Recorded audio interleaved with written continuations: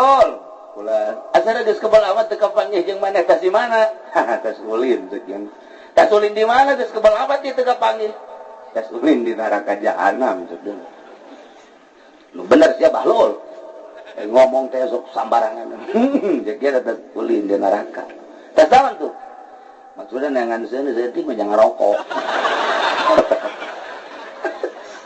kata tadi bahlul kan dia nu bener sia kieu aja kula ulin ka neraka nanya ka malaikat penjaga neraka malaikat mana neraka ieu coba bentar seuneu seutik bae hayang ngarokok ya itu cek malaikat pancena neraka teh seuneu nabi rasul ngajelaskeun neraka teh seuneu diteruskeun ku para wali-wali Allah cenah neraka teh seuneu kula butuh saeutik bae ngarokok ieu cek malaikat tuh aya teh bohong atuh rasul nabi bohong atuh berarti aya seuneu mah bahlul cek malaikat ente mah pan teu mawa seuneu ka dieu jas seuneu neraka mah dibawa ku masing-masing jelema di duniana nyana mabok ka neraka mawa seuneu mabok di duniana zina ka neraka mawa seuneu zina di duniana disogok 10.000 ka neraka kudu 10.000 cek ini 10.000 yang mau kebal panas ya bego iya sih gade saya nungges banget si gade kula pangan nyaritakeun hukumna doang haram berat jasa urang sok nyaritakeun sogok menyogok ka pabrik haram nyaritakeun sogok menyogok ka instansi dek jadi guru kudu nyogok jadi kepala nyogok eta teh seuneu horenganan urang teh dek jadi PNS nyogok jadi DPR mah nyogok na teh cukup 1 juta 2 juta miliaran nyogokna seuneuna gede jasa nu pangheulana dikerebekeun di neraka jahanam DPR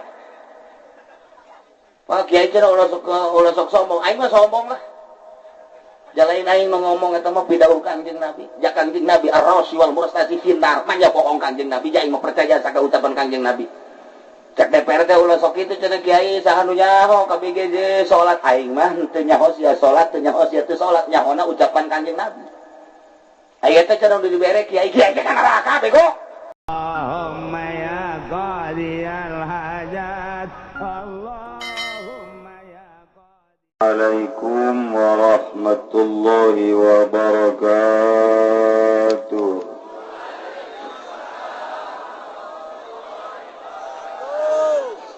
Alhamdulillah wassalatu wassalamu ala rasulillah wa ala alihi wa sahbihi wa mawala amma ba'du faqala Allah ta'ala fil Qur'anil Karim wa huwa asdaqul qailin a'udzu billahi minasy syaithanir rajim wa dzakir fa inna dzikra tanfa'ul mu'minin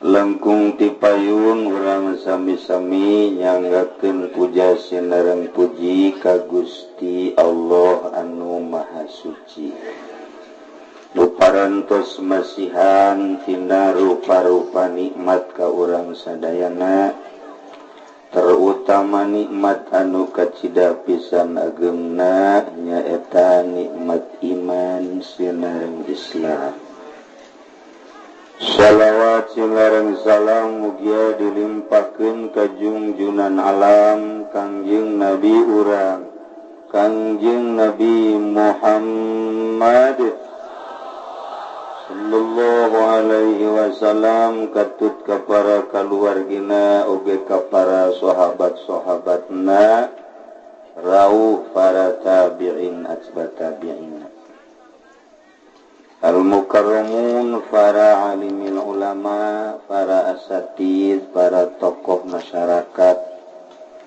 wabil khusus hadir di tengah-tengah urang Kiai Haji Subandi Dipanggang jelema kuat jelema gagah lantaran dipanggang teu tutung kurang doakeun mudah-mudahan dibere panjang umur dibere kuat ku Gusti Allah naranaga nanjerkeun agama Allah.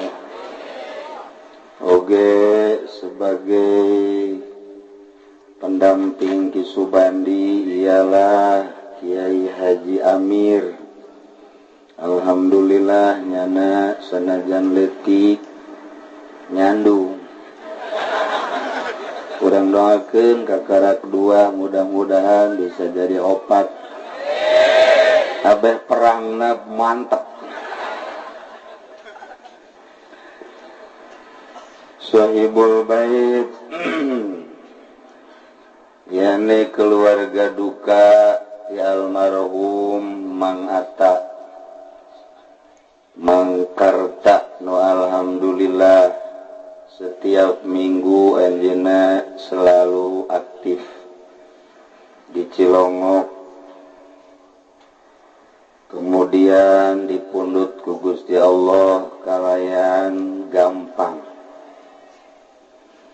nu simkuring ngarasa prihatin, hartina prihatin, kalengitan biasana sabada ngaji mingguan dahar mantes dahar kula istirahat osok dipencetan kunyana ngan kula sok hees nyanya dia milu hees malah kadang-kadang gelaannya gitulah Mang Karta mengenang masa hirupna anu istimewa kahirupanana lantaran nya nama jelema bodoh jelema susah tapi nemah ku kabodohan jeung kasusahanana tapi wauhna jeung para kiai di Cibuntu Kiai ahli Allah Kiai Armin nya nama wauh Ki Astari nyana wauh sekitar kiai-kiai nu dianggap ahli-ahli Allah nyana wauh jeung abah kula almarhum nyana akrab nu mantak akrab jelemana nyana mah daek ngurutan eta tanu nyeun akrab urang teu hayang ge di urutan bae jadi benineng jadi eueuh hiji nyana teh ngarasa kalengitan mun bisa ojol mata jeung nu dibawa ku kula Haji Pendi Panayata ojol bisa sebab janda mah dibawa ge eueuh mangpaatna ngan teu bisa ojol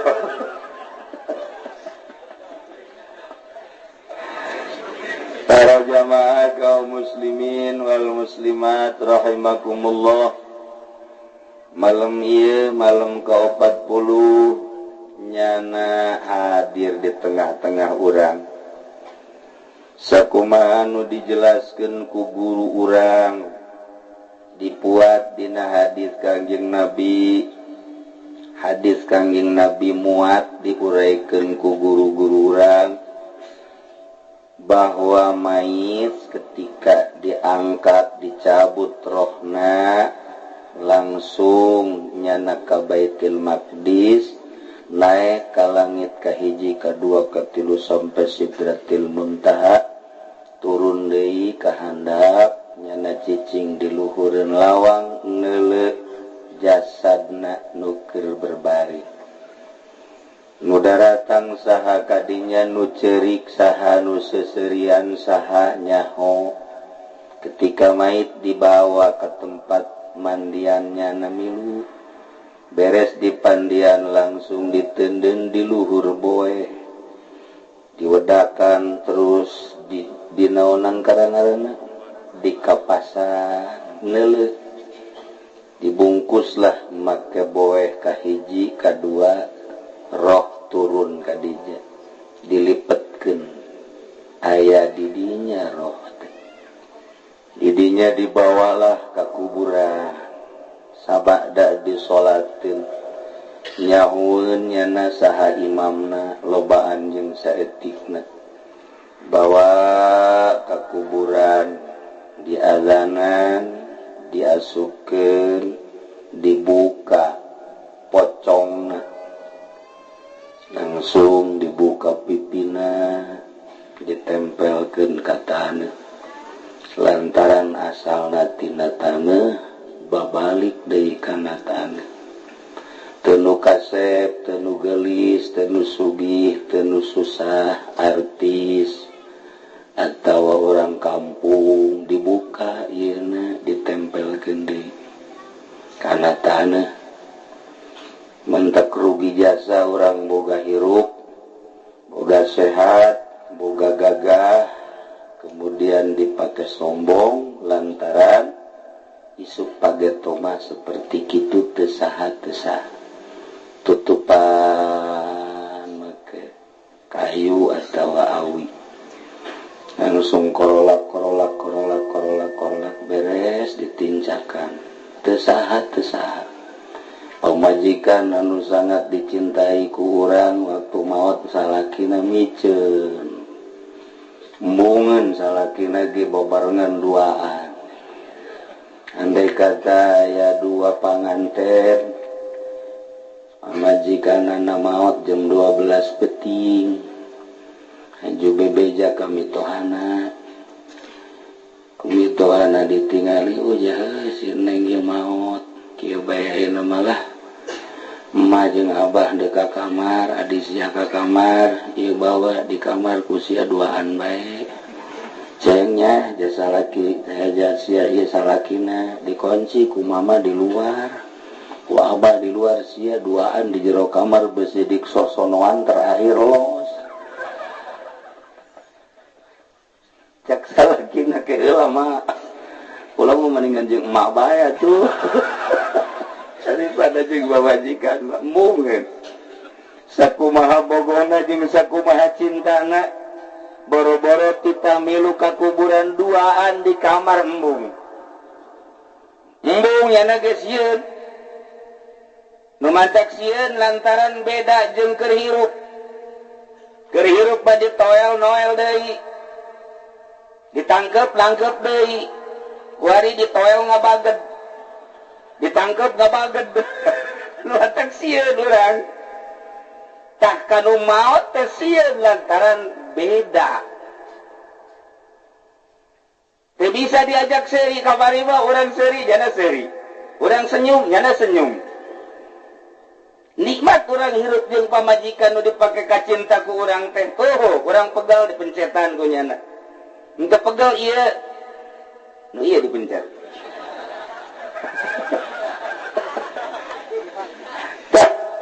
kuari kulantaran geus beda ditoel cicing bae tangkep cicing bae diajak seuri cicing bae andai kata terjadi peuting ku urang diajak seuri nyana seuri urang payah dirinya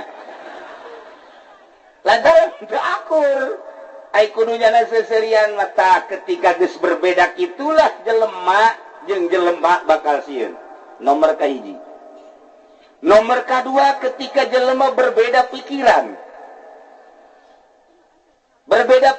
teh lantaran nyana teh luhur teuing teu katampung di dieu stres mancing di hareupeun ieu mah beunang cek senda jepit oh berarti berbeda ya teu puguh teu karuh seuri sorangan bae teu puguh teu karuh manehanana kadang-kadang leumpah teu make baju teu make calana ge wani ya ieu berbeda ya berarti kadang-kadang mawa golok urang sieun kajeun kumaha gagahna urang kajeun teuing kumaha gagahna jawara neuleuh nu modal kitu tetep bae sieun awas urang beda pikiran jeung urang awas antepkeun teh mah keuna sorangan kumaha nyana bae lantaran beda pikiran urang sieun tetap amankeun nomor katilu berbeda pikiran teh kulantaran luhur jasa pangkat nyana teh diangkat jadi sholihin ku Gusti Allah nyana teh diangkat jadi wali ku Gusti Allah jelema bakal sieun lantaran beda jeung halayak rame ketika ayah caleg datang mere duitnya nama embungan kos orang dia persis kan tah berbeda ya ketika diajakan di partai dunia aing mah dunia akhirat sia mandek berpater jung ka ditu sadaek sia diajak berorganisasi ke heula aing mah pikiran aing mah ka akhirat diajakan nyeun yayasan embung aing mah akhirat aing mah selalu baik geus ka akhirat berbeda pikiran jeung harayak rame jelema sieun mantap ka Amir sieun ge beda tak ka Amir ka Ustaz Amir jelema sieun kok mau pajikanna sieun mesti ditakol lain cenah punyana sieun teh lain sieun ku galakna beda pikiran lamun urang biasa bae bawa layak ka sieun urang jadi kiai batur disogok urang disogok oh akur jeung urang tatanggana ngridit nyana ngridit malah leuwih gede tatanggana mamio nyana mah apansa beuki barah ieu mah kiai nama tapi kabatur ngaulah-ulah resep dunia nyana boga showroom belum tak kiainya kiai belum tak coba ngacung mana kiainya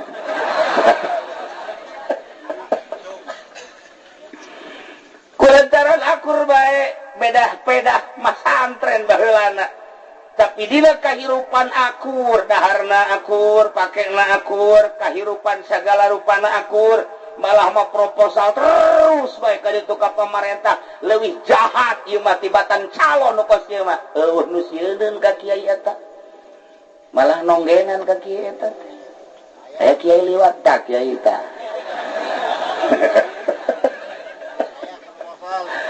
nu sieun lantaran akur ge urang namatak jeung tu Abdul Qadir innaka ibariyatin kasiratis siba anjeun hirup di daratan anu loba sato galak sing hade hirup urang teh nungguan maot sakumaha dulur urang tatangga urang abah urang emak urang karuhun urang geus maot ente ge bakal pararae kudu inget si hade jadikeunlah mau izoh jelema-jelema nu geus tari heula deuleu kahirupan Firaun japae ragap dada urang aing si akur jeung Firaun teh tingali kibar siso paehnya neraka aing kos kitu teh teu deuleu Soeharto sakitu sugihna Soeharto masuk 10 besar dunia Soeharto mah lain leutik-leutik harta Soeharto mah deretan 10 dunia salah sahijina Soeharto sugih jasa Soeharto mah lain 7 turunan deui 40 turunan moal beak hartana paeh tarulah lamun Soeharto bae presiden paeh RT mah modal geus modal RT mah tah itu pasti geus tah paeh bae kabeh jadikeun ku urang mau ieu apala tataizu apakah henteu jadi mau ieu sih teu bade nasehat sih mantap koda jelema anu geus tari heula oh Soeharto sugih paeh Ibu Tin sugih japaeh jadikeun ku urang teh mau ieu aing ge bakal paeh ngan sing hade ieu ku ari bagian nu solihin Kangjeng Nabi nu sakitu mulyana moal aya tandingna kamuliaan Kangjeng Nabi pupus Kangjeng Nabi ka Kangjeng Nabi mah pupus sing hade mun ka kiai tilar dunia minimal maot mun ka embe paeh gitu kan ai di dieu mah diceplak embe paeh ai kiai modar jadi gitu bahasa ceplak bagus kitu bae geus teu bake aturan diceplak henteu bake aturan ai di Bandung mah mun ka tai kotok lamun ka dagingna daging hayam kan bagus sareng naon tuang teh daging hayam tuh tai kotok tuh piceun kan pantes di Bandung mah kitu di urang lain Aisyah dahar jeung naon jeung daging kotok duh budak tuh tai hayam piceun blon itu coba ai kataina sopan jaga tai hayam ai ka daging kotok eta ngeceplak memang kos kitu mah potongan tapi lestarikeun antepkeun emang bahasa urang tah mah ulah dirobah-robah joreng ge lamun dirobah-robah aya nu nanya pan nini nuju naon nunanya na Ustad orang Bandung nuju ngauah-uih dinten Rangginang gitu. Jadi itu beres eta.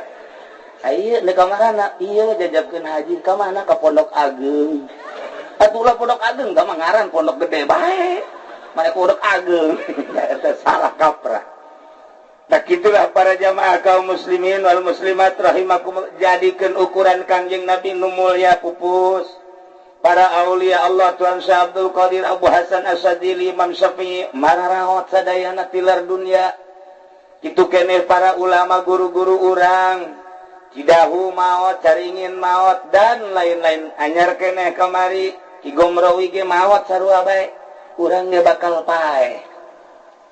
Urusan paehna masalah jak kabeh ge bakal nu jadi masalah setelah paehna. Setelah paeh ieu kulantaran urang mah yakin jasa bahwa geus maot eta aya hisaban di jero kuburan. Di samping aya hisaban aya kanikmatan kubur di jero kubur teh. Dua nu mantak urang sok ngadoa Allahumma ja'al qabrahu ya Allah rawdatan min riyadil jinan wa la taj'al qabrahu ya Allah hufratan min hufarin niran. Jadi di jero kubur teh aya dua, hiji raudhah min riyadil jinan, nomor kedua hufrah min hufarin niran. Hiji taman surga, nomor kedua jurang neraka. Dua di jero kuburan teh. Moal pati-pati ngadoa model kitu mun di jero kubur henteu kos kitu.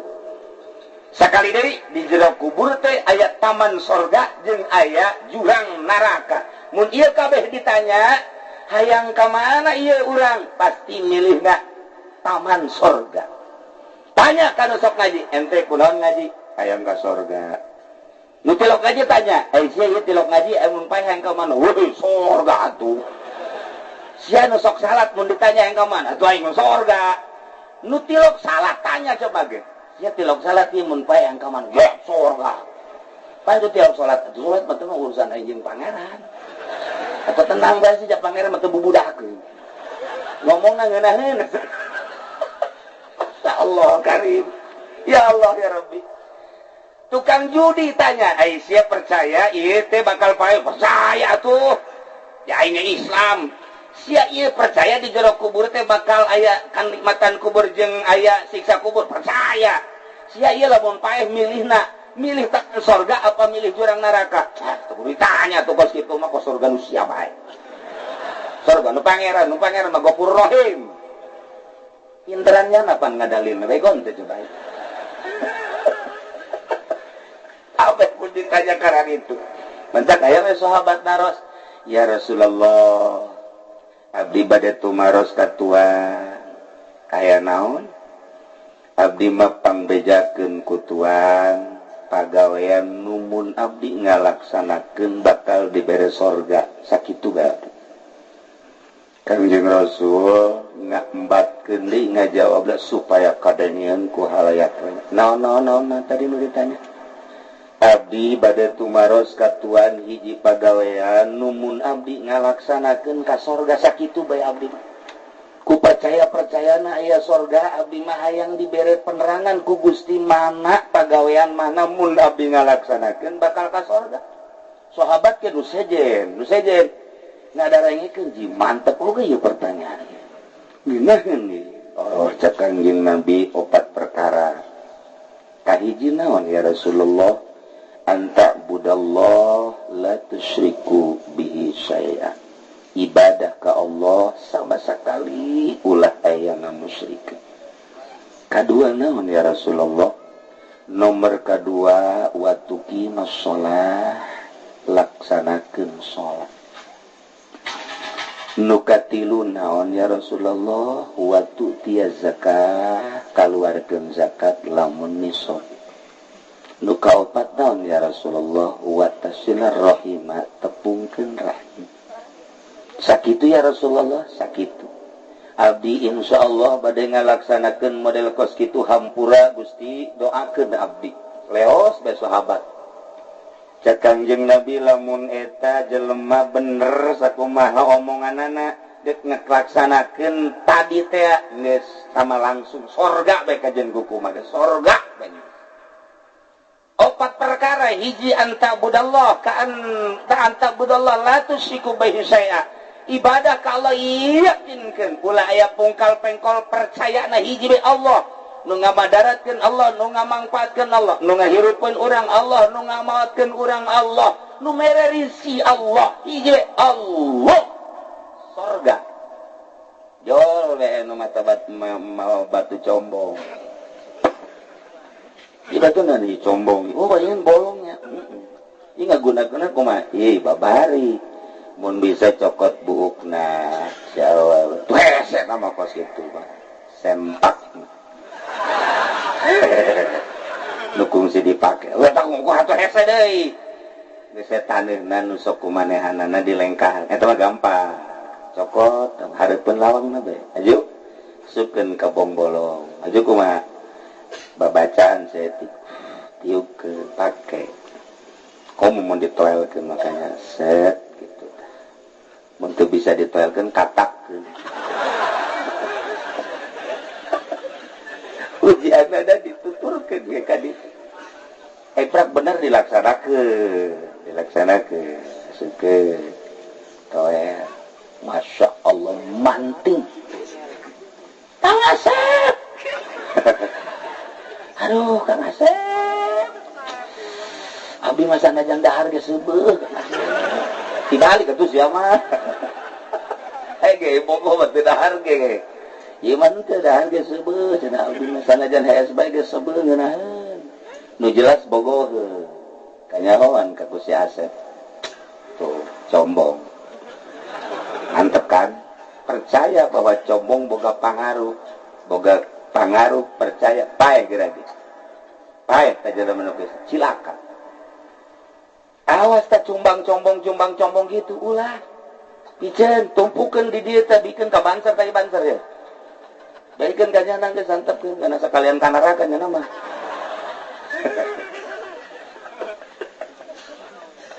aya deui mah besok keris ieu nih nang tici sokai iya saudara luk na tuh itu tuh si hiji 27 boy aya Soekarno aja bakal boga luk 7 kieu sing ada ieu lamun dibawa ku urang aja boga musuh ketigkeun taneuh 3 kali ulah napas sambat ieu sambat ieu saya ieu si Menggarong ngaranna ieu percaya orang diketingkeun aya pangaruhna ieu pohara jasa percaya jasa aing maka keris ieu mah ieu ente boga percaya pangaruh keris sing hade ulah tak kos kitu teh ulah komo tamah datang ka aya gereja milu percaya ka patung percaya ka makhluk teh boga kakuatan cilaka mata Kangjeng Nabi ngajelaskeun antabudallah la tusyriku bihi syai'an sakitu ba sing hade nomor kedua watuqimus shalah sahabat nanya watuqimus shalah ya Rasulullah salat teh kapan 5 waktu mohon zuhur asar maghrib isya subuh eta salat sakikituna teu kudu salat teu kudu kumaha jang urang ceplak mah geus teu kudu teu kudu geus salat 5 waktu bae ge sorga bae geus mah urang ceplak mah geus teu kudu make salat sunah geus teu kudu jadi ditaan emang tilok ieu geus 5 waktu bae geus 5 waktu salat sorga sahabat ge datang ka gede abdi ge cenah moal salat sunah oh masalah nu penting salat 5 waktu rapi salatna sesuai jeung aturanana sorga Masya Allah kan istimewa jasa nomor ka-4 nomor ka-3 waktu tiaz zakat kaluarkeun zakat urang dagang aya aturan mainna aya fakir miskinan di harta urang teh ketika didatangkan nisab mah urang boga pare geus nisab saton urang boga lain urang mutlak aya nu fakir miskinan sing hade mun teu dikaluarkeun bahaya tah nu mantep cek tadi ge Tuang Syekh Abdul Qadir nyaritakeun ente teh aya fi bariyatin katsiratis siba aya di daratan nu loba satogalakna urang hirup di alam dunia hayang mulus datang ka maot sing hade lantaran seakan-akan urang teh hirup babarengan jeung nu barala jeung nu garalak si hade teu salamet carang nu salamet ieu satu galak teh naon eta teh hiji orai nomor kedua kalajengking nomor katilu bayombong nomor kaopatna bangsa hewan-hewan anu sok nyakit nu sok ngegel wah loba jasa ieu di alam dunia teh asa kurang jelas cenah kiai teh bahasa wali pangjelaskeun kieu urang hirup di alam dunia hayang mulus jasa datang ka kuburan ibadah ka Gusti Allah salatna teu ngamusyrikeun kemudian urang teh kitu ngalaksanakeun zakat hayang mulus ieu sing hade loba gangguan di antarana aya orai galak aya kalajengking keun disebut orai galak naon dunia teh orai mantep cek Tuhan Syekh Abdul Qadir istagil bi taatillah maneh kudu taat ka Gusti Allah sing hade wauhan Gusti Allah wala ta'rifid dunya ulah wauhan ulah ngawauhan dunya lamun maneh ngawauhan dunya berarti maneh can nyaho ka dunya sebab dunia eta adalah orai teu saeutik jelema cilaka ku orai teu saeutik jelema cilaka ku dunia boro-boro jelema anu ilmuan nu aya ilmuan ge kabelit ku orai kiai bae kiai sering jasa kabelit ku orai teu karasaheun ka teh ku kiai ka batur mangaharuan eta kiai goblok sia tolol pemuda hei ulah mabok sia haram sia neraka bisa anda kiai salah eta kiai bener jasa hei para pemuda si hade ulah judi haram teh judi teh hebat eta kiai salah eta kiai bener jasa sia kiai si hade ulah zina bahaya sia di akhirat neraka sia salah eta kiai bener jasa dakwah fisabilillah katejana jol bae aya caleg datang ka imah kiai Waalaikumsalam ada negara ya mohon doa nabi kiai tahun ieu abdi gaduh pamaksada naon abdi bade naik di Golkar kiai oh alhamdulillah mudah-mudahan negara jadi aman atuh mohon abdi mah demi kemaslahatan umat bae mantap jasa tiis kana hate kula mah mantap tertarik teh ieu lah jalan teu bareres bae sugan bae kula jadi DPR mah kula bisa ngabantuan jalan-jalan atuh sekolah nasana terarapi jasa kula mah asana karabat dari pemerintah mudah-mudahan deh kula bisa ngabangun insyaallah oh mohon kaler kidul barat timur mas beres sasalaman doa nabi kiainya guriwal baik sajuta alhamdulillah balik caleg dibuka hitung sajuta alhamdulillah fadl Allah kiai guys begitu ndek calon dua peri datang deh oh jangan teh mun dua dinten deui kiai abdi mah hampura we imah malila-lila sakadar hayang manggihan kiai bae jeung doana sasalaman deui guriwal sajuta deh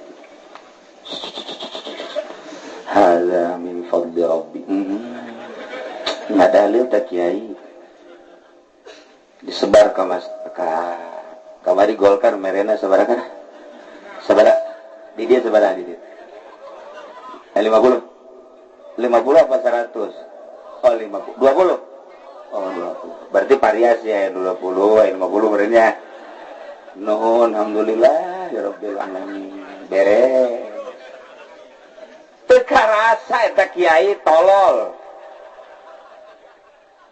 nu mabok kunyana dicarekan nu zina kunyana dicarekan teu salah anu judi kunyana dicarekan haram sia bego haram ka masyarakat galak jasa pannyana ge dibere eta pan haram masyarakat bego sia haram horenyanan nyana biang bego Atau eta teh harapan sarua atuh dalilna ti Kangjeng Nabi ar-rashi wal murtashi finnar. Nu nyogok jeung nu disogok neraka. Pan nyana nu ngaluarkeun anak, nyana nu ngitung. Kieu tolol. Haramna naon bedana jeung nu mabok sarua? Haramna jeung nu zina atuh sarua pada haramna. Kunaon atuh kiai ka batur ngaharuan ai nyana malah mamenta deui. Kamari geus sajuta mun aya mah cenah tambahan deui teh. Aya wae ka kieu nu kitu di dieu. Coba tunjukkeun.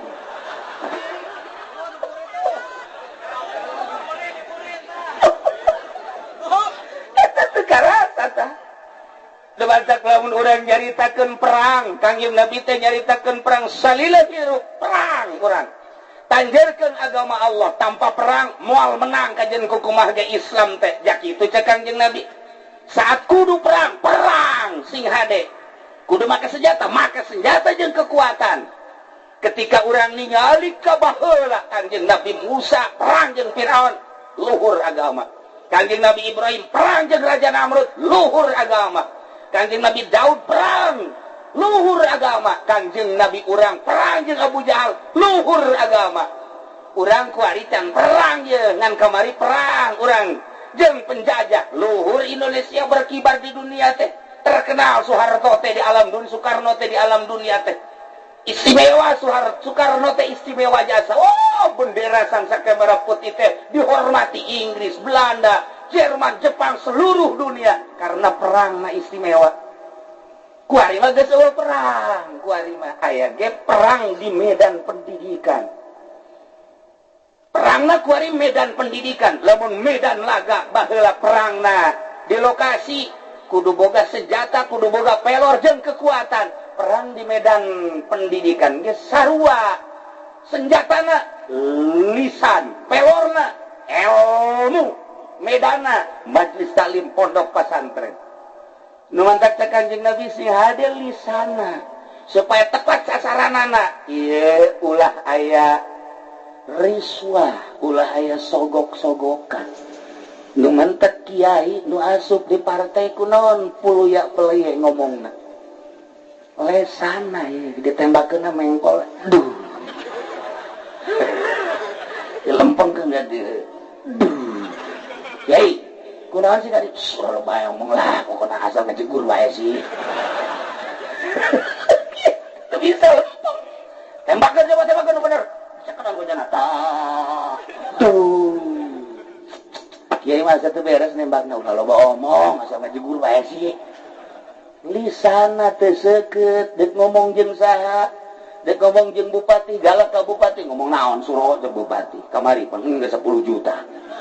Loba omong lah segala kitu kayak ditambah deui kurang mah.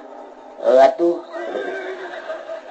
Di yayasan kiai yayasan aya nu teger moal aya naon sebabna? Henteu lisana henteu mulus senjatana. Mata asah lisan teh supaya senjata des. Can ditembak teh. Ampun. Jelema can ge urang ngomong, "Ampun kiai, ampun kuna beusi ka tembak ku kiai." Sieuneunna lisan. Ulah aya kasieun, ulah aya kahawatir hiji be Allah. Ketika datang caleg dibere duitnya heuh. Sabaraha sih berena? 1 juta. Nu gede. Kagok ka neraka aing.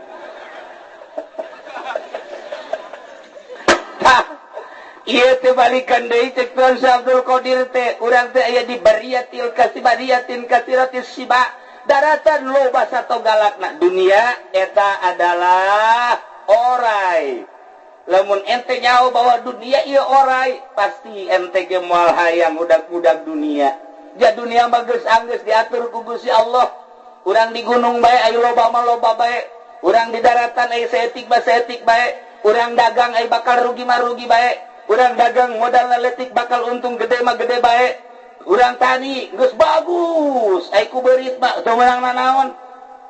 Urang ala kadar bae tapi bagus. Ieu geus diatur ku Gusti Allah pemilikeun urang teh. Nu mah teu kudu dipikir-pikir tah bakos kitu mah nyanggakeun sadaya-daya ka Gusti Allah.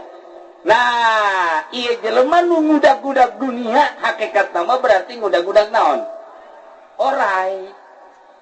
isuk-isuk siap mobil ngeng deka mana ya deka pasar berarti ngudak naon orai aya di dia oh ya apa nu di dia jadi orai kabeh wanteu orai ya Allah ya Rabbi komo tama di limbah mah waduh tama orai naga tama waduh geus parah tama tah ieu lah jelema ngudag-ngudag orai isuk sore nu diudag orai mata lobalah nu kabelit ku orai teh saeutik jelema badut cilaka ku dunia orai meulit ai kitu pan meureunanan ngabangun masjid ge kudu make dunya ya tuan syekh ngabangun majelis kudu make dunya lunakeun oraina nah setelah ku urang beunang eta dunya tarik batak tender oser-oseran orai moal nyatok ka urang kajen ku kumaha ge lantaran oraina geus dibatek ku urang dunya geus aya di leungeun urang tarik ka masjidkeun ya ku aing beres masjid pasantrenkeun ya ku aing tah beja ka pamajikanana neng urang boga duit 100 juta ka masjidkeun ka abah wedan beurana urang disebut wedan ku pamajikan sia ka sorga teh ka majikan edan beurana ye atuh aya ulah kabeh mah 50 ye 50 jang ka masjid atau mas pondok pesantren 50 jang urang wedan ge cager heula masyaallah encan kan meh bisa tulai kitu mah 10 juta teh nya 90 juta orang 10 juta ka pondok pesantren ka pikir atuh ka urang dikira mikir apaan urang loba anak atuh anak pikiran atuh ya masjid mah pondok pesantren mah jeung kabeh malikeun ulah 10 juta atuh kakak kunaon kos kitu teh urang dicarekan ku pamajikan deuk ka sorga dicarekan ku pamajikan itu sakumaha atuh 1 juta saeutik loba omong 1 juta bae kesadikeun henteu lah 10 juta mah mun kakak 10 juta kudu ka dieu pegatan bah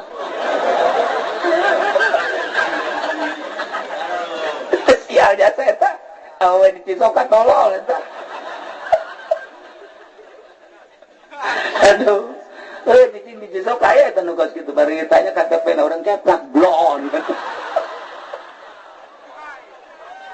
Masya Allah tah ieu dunia teh can lunak coba lamun aku rumah orang yang pemajikan neng ieu boga duit 100 juta ieu urang ka akhiratkeun ieu urang ka masjidkeun jakeun ngabangun masjid ka ulah di kakarak 100 juta jeung anting kula los bawa ka ditu ngan kula deuk Bali atuh beres ieu bawa kos kieu teh urang dipiara ieu kos kieu mah teu dipiara kos kieu mah teu beres diajak ka sorga na hese jasa tak iya kercarita bae horeganan eta dunia teh orai jadi lamun berangkat isuk-isuk balik sore neangan dunia ternyata horeganan neangan orai geus jadilah di imahna kabelit jana ku orai kadeleuna motor mio padahal mah eta oretan kadeleuna eta Avanza atawa Innova horeganan bapana oretan kadeleuna imah agreng horeng ore belang kanyahoan oraina nyana tilok ka masjid padahal mah deket jasa ka masjid teu nyahoeun tihang masjid aya sabaraha eta keur kabeli ku orai ngaranna kos kitu tah batur mah azan Allahu akbar ka masjid nyana mah ngumbah motor urusan orai ditanya Pak bagri bieu geus sia-sia bagri atuh kali itu naon riweuh-riweuh teh sia-sia aing atuh orang ngamuk karasa jada keur dibelit ku orai eta teh ya Allah ya Rabbi tah sing hade sakumaha nu diuraikeun tadi horen urang teh hirup di daratan nu loba sato galakna orai dunia nomor kadua kalajengking ditaros tuan saya ai kalajengking gambaran naon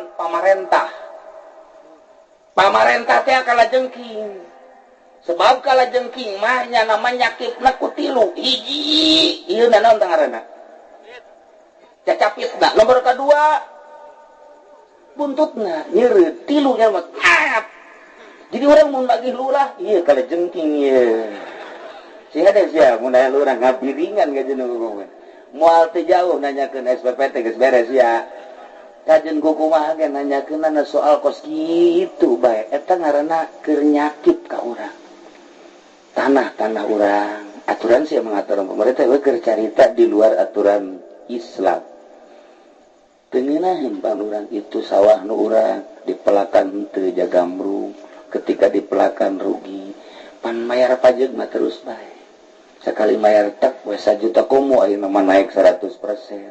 Begitu ditagih teh ieu tah lurah teh horenganan kala camat abahna kala bupati bapak kolot kala aduh ai DPR mah bayongbong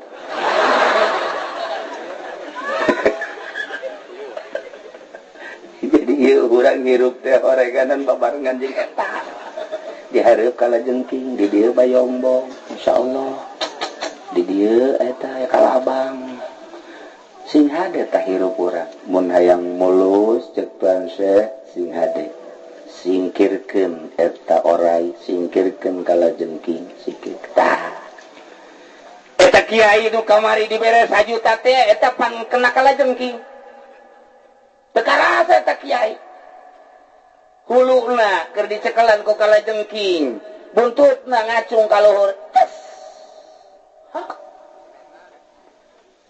ngap-ngapan kiai mulai kuari bisaeun galak eta kiai nyaritakeun hukum moal bisaeun eta kiai dakwahna tegas moal emang kunaon panjana geus kena kala jengking 1 juta ibu 50.000 nu leutik 20.000 aya nu leutik gasa mah 10.000 asana cekula mah jangka neraka mah cukup sakitu ge lumayan teh sakitu jangka neraka tah isi hade salat bagus zakat bagus aya barang ditimbang teh aya kala jengkingan nyangket cek malaikat teu bisa ka sorga si ibu ieu mah sarwiti mah kunaon ya iya cenah aya kala jengkingan 10.000 rugi jasa badak kula mangan sakadar matelingan mabok haram jelas dalilna zina haram jelas dalilna maling haram jelas dalilna enas kabeh ge sogokan haram jelas dalilna sakadarna jelaskeun teu karasa 10.000 20.000 30.000 50.000 horeng seuneu eta sing hade besi engke ibu di akhirat teu salamet ku sabab 10.000 ulah nyalahkeun sasara ulah geus mepelingan kuat je kiai haji ieu ku hari kumaha tuh jang geus kadahar pan ieu mah menta deui ka caleg sampai lumayan jadi urang ka neraka engke pan embung kajen ku kumaha ge ya sedih jasa lamun nyaritakeun dina majalis artina sanggeusna ieu kiamat beres kiamat ieu diganti sanggeusna taneuh diganti langit kadal talurun malaikat setahap tahap kahiji tahap 2 tahap 3 tahap 4 sampai ka 7 ngelilingan urang geus beres urang manusia dikeliling ku malaikat digiringkan ka mahsyar datang ka mahsyar cek Gusti Allah ya Jibril hei Jibril coba ayeuna datangkeun ku anjeun jahanam bukakeun tas singkapkeun jahanam dibukakeun ku malaikat Jibril jahanam urang kabehan ngeuleuh ka neraka jahanam jahanam teh titah ngomong jahanam bersuara bisautin azimin luar biasa suarana di sampingnya bersuara ngaletap anu luhur luar biasa luhurna ditanya ku kabehan ku urangnya masyarakat manusia di zaman Kangjeng Nabi Adam datang ke akhir umat Kangjeng Nabi nanya kabeh wahai neraka kunaon eta luhur-luhur teuing ngalentapna ngomong jahanam kami greget jasa anu jelema narima kana suapan aing greget jasa ka jelema nu maksiat aing greget jasa ka jelema nu kena sogokan teu saha deui lempap ku aing coba eta lamun geus kos kitu kumaha kira-kira urang ye urang nya dhaif bos salat kurang bagus puasa kurang bagus zakat kitu keneh aya sogokan deh 10.000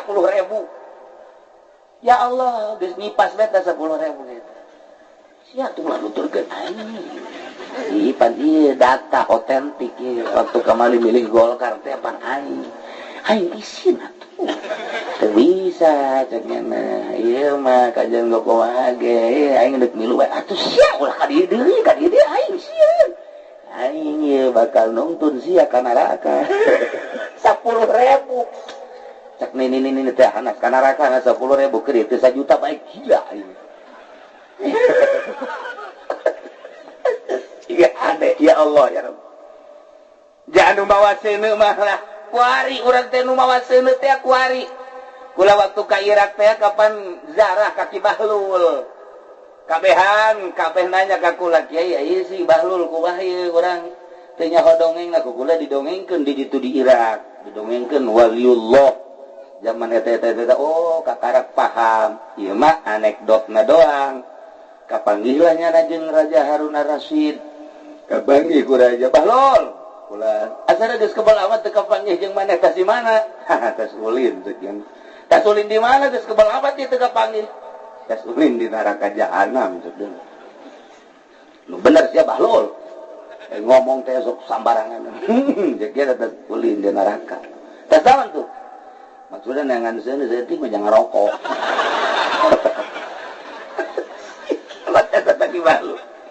Bahlul kan dia nu bener sia kieu raja kula ulin ka neraka nanya ka malaikat penjaga neraka malaikat mana neraka ieu coba bentar seuneu seutik bae hayang ngarokok ya itu oh cek malaikat pancena neraka teh seuneu nabi rasul ngajelaskeun neraka teh seuneu diteruskeun ku para wali-wali Allah cenah neraka teh seuneu kula butuh saeutik bae ngarokok ieu teu cek malaikat tuh aya teh bohong atuh rasul nabi bohong atuh berarti aya seuneu mah Bahlul cek malaikat ente mah pan teu mawa seuneu ka dieu jas seuneu neraka mah dibawa ku masing-masing jelema di duniana nyana mabok ka neraka mawa seuneu mabok di duniana zina ka neraka mawa seuneu zina di duniana disogok 10.000 ka neraka kudu 10.000 cek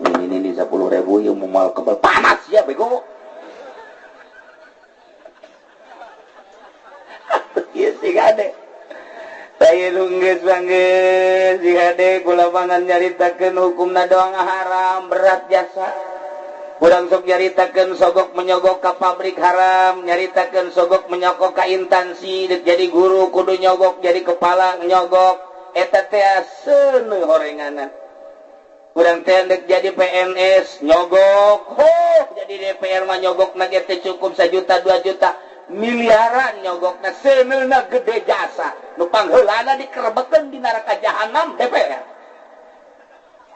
wah kiai cenah ulah sok sombong aing mah sombong lah jalain aing mah ngomong eta mah pidawuh Kangjeng Nabi ja Kangjeng Nabi ar-rasul wal murtasi finnar manja bohong Kangjeng Nabi ja aing mah percaya saka ucapan Kangjeng Nabi cek DPR teh ulah sok kitu cenah kiai saha nu nyaho ka BGJ salat aing mah teu nyaho sia salat teu nyaho sia teu salat nyahona ucapan Kanjeng Nabi aya teh cenah di dibere kiai teh ka neraka bego ai kiai kabere tante aing mah gede kaberena kudu beres ieu mah ye cek si gade awas segedeng deui bakal pilpres pangheulana sasaran kiai kiai geus ngipas bae tarima ulah nya tarima ulah hok apa jagana lumayan geus bener ai ditarima sieun ka neraka ai teu ditarima hook insyaallah pan masyaallah pan tolol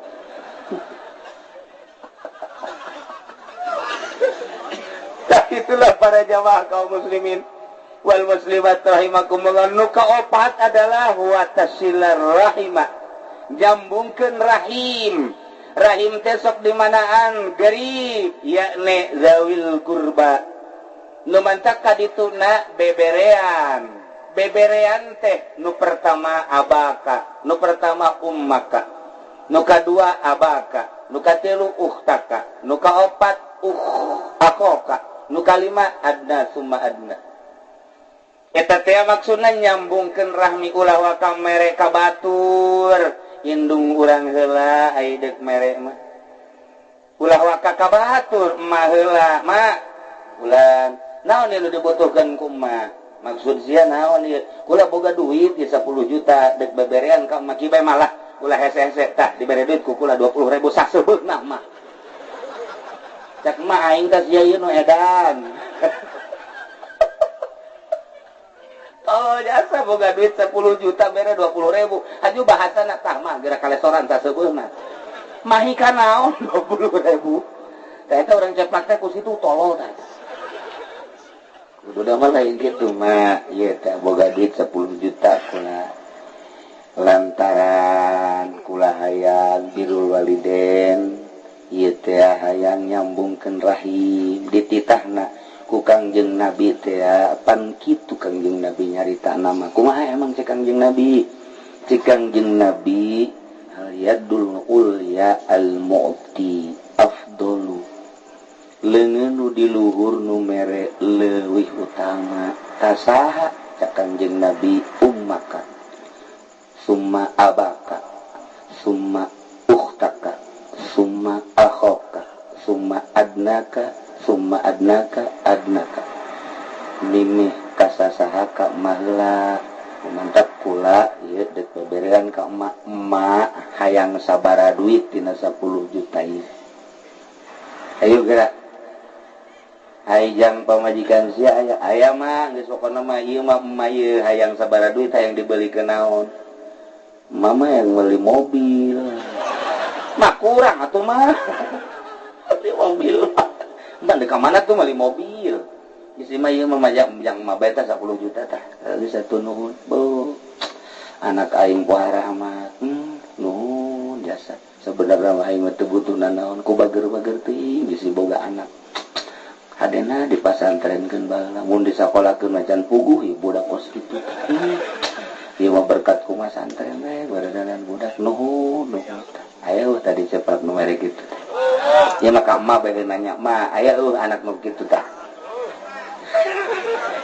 Alah mati balik. Waalaikumsalam. "Ma, aya keneh duit." Dibalik ku ari. Nu kudu ka emak endahan emak dicok-cokokan deui.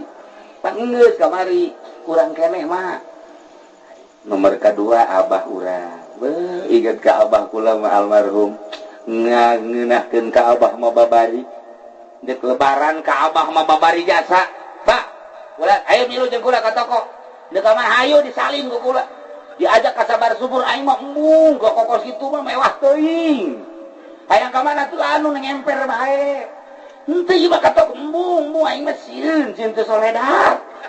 Urang lembur bapak gitu, ayo tuh gak ngemper, ayo milih naon? Paling jago cak almarhum abah, milih nak baju hideung celana hideung.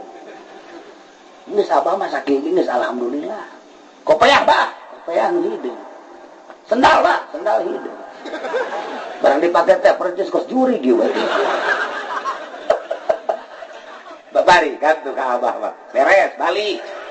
5 poe deui kan ka puasa. 2 poe deui ka puasa datang. Waalaikumsalam. Bah, baju teh geus dipake. Can tong jeung lebaran. Ai gabah ya keneh, Bah.